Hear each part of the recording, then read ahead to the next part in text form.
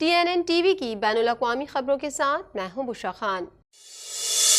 Canadian صوبہ انٹیریو کی حکومت صوبے کی کئی دیگر میونسپلٹیز بشمول آکویل، ہیملٹن، ملٹن اور نیاگرا فالز تک مضبوط میئر کے اختیارات کو وسعت دے گی۔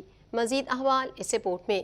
کینیڈین صوبہ انٹیریو کی حکومت صوبے کی کئی دیگر میونسپلٹیز بشمول آکویل، ہیملٹن، ملٹن اور نیاگرا فالز تک مضبوط میئر کے اختیارات کو وسعت دے گی۔ انٹیریو کے میونسپل افیئرز اور ہاؤسنگ کے وزیر اسٹیو کلارک اور صوبہ یارک ریجن سمیت متعدد علاقائی حکومتوں کا جائزہ لینے اور ٹورنٹو اور آٹوا سے آگے مضبوط میئر کے اختیارات کو وسعت دینے کے لیے اوپری اور نچلے درجے کی میونسپلٹیز کے درمیان کرداروں کے بہترین امتزاج کو دیکھنے کے لیے سہولت کاروں کی تقرری میں مصروف ہے۔ امریکی طرز کے مضبوط میئر کے نظام کو عام طور پر میئر کے ساتھ ایگزیکٹو پاور کی مرکزیت کے ذریعے نشانزد کیا جاتا ہے، جو محکمے کے سربراہ کی تقرریوں پر کنٹرول رکھتا ہے، بجٹ کی نگرانی کرتا ہے اور بعض اوقات اسے ویٹو پاور بھی دی جاتی ہے۔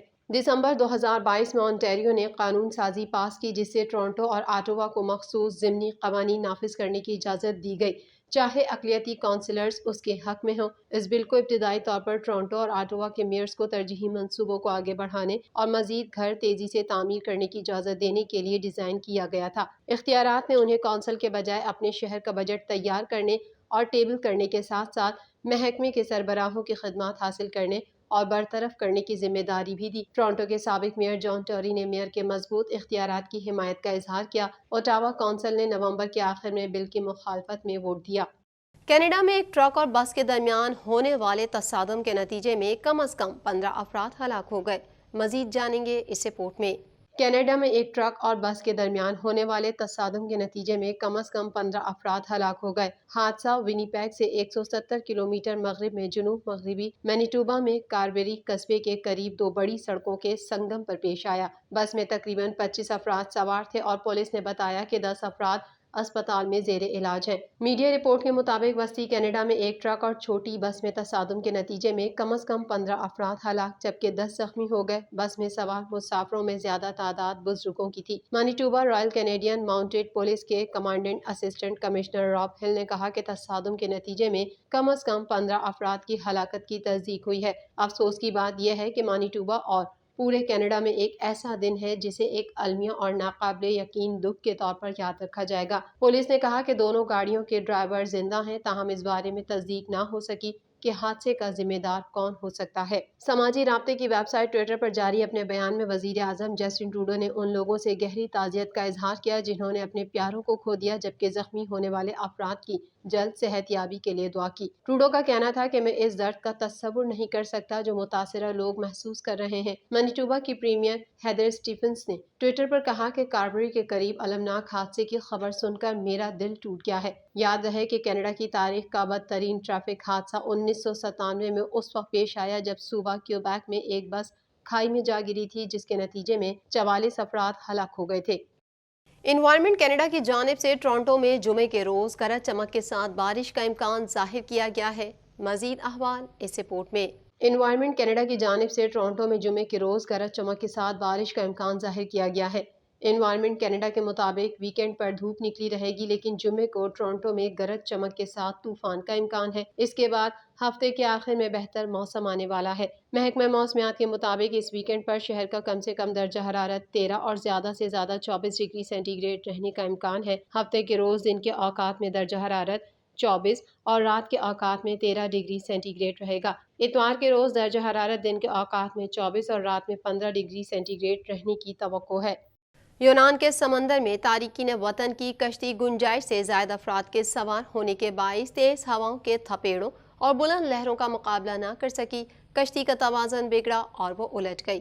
مزید احوال اس رپورٹ میں۔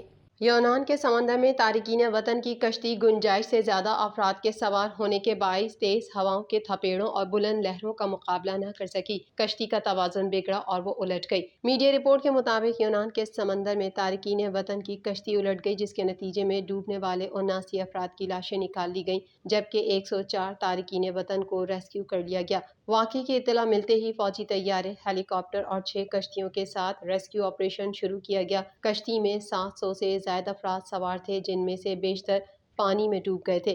ریسکیو اہلکاروں نے 104 افراد کو سمندر سے بحفاظت نکال لیا جبکہ 79 افراد ہلاک ہو گئے۔ ریسکیو کیے جانے والوں میں سے 1 درجن کی حالت تشویشناک بتائی گئی ہے جنہیں ہیلی کاپٹر کے ذریعے اسپتال منتقل کر دیا گیا ہے۔ ترجمان کوسٹ گارڈ کا کہنا ہے کہ حادثہ بحیرہ آیونی میں پیش آیا تھا۔ کشتی میں سوار کسی بھی شخص نے لائف جیکٹ نہیں پہنی ہوئی تھی۔ حادثے کی شکار کشتی کے تارکین وطن کی شناخت کا عمل جاری ہے۔ بظاہر لگتا ہے کہ تارکین وطن لیبیا سے اٹلی جا رہے تھے۔ یونان کے صدر اور وزیر اعظم نے کشتی حادثے میں انسانی جانوں کے ضیاع پر افسوس کا اظہار کیا ہے جبکہ صدر نے زخمیوں کی اسپتال جا کر عیادت کی اور ان کے بہترین معالجے کی ہدایت کی۔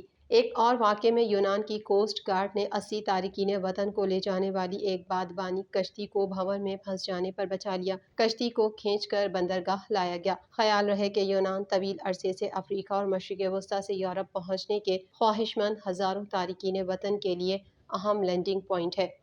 سمندری طوفان بائپر جوائے نے بھارتی گجرات میں تباہی مچا دی۔ طوفان کے ساحلی علاقوں سے ٹکرانے کے بعد بڑے پیمانے پر نقصانات ہوئے ہیں۔ مزید تفصیلات اس رپورٹ میں۔ سمندری طوفان بائپر جوائے نے بھارتی گجرات میں تباہی مچا دی۔ طوفان کے ساحلی علاقوں سے ٹکرانے کے بعد بڑے پیمانے پر نقصانات ہوئے ہیں۔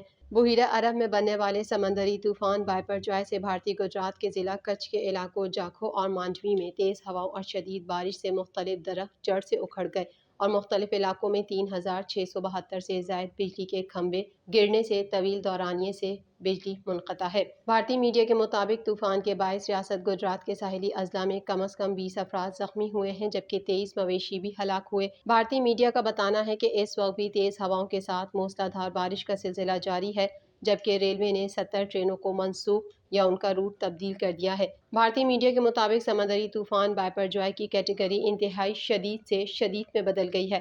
گجرات میں ہواؤں کی رفتار 115 سے کم ہو کر 105 کلومیٹر فی گھنٹہ ہو گئی ہے۔ طوفان کے باعث راجستھان میں آج شدید بارشوں کا امکان ظاہر کیا گیا ہے جبکہ متاثرہ علاقوں میں ریسکیو اور ریلیف آپریشن جاری ہے۔ TNN کے نیوز بلیٹن میں فی الحال اتنا ہی۔ مزید خبروں اور اپ ڈیٹس کے لیے دیکھتے رہیے TNN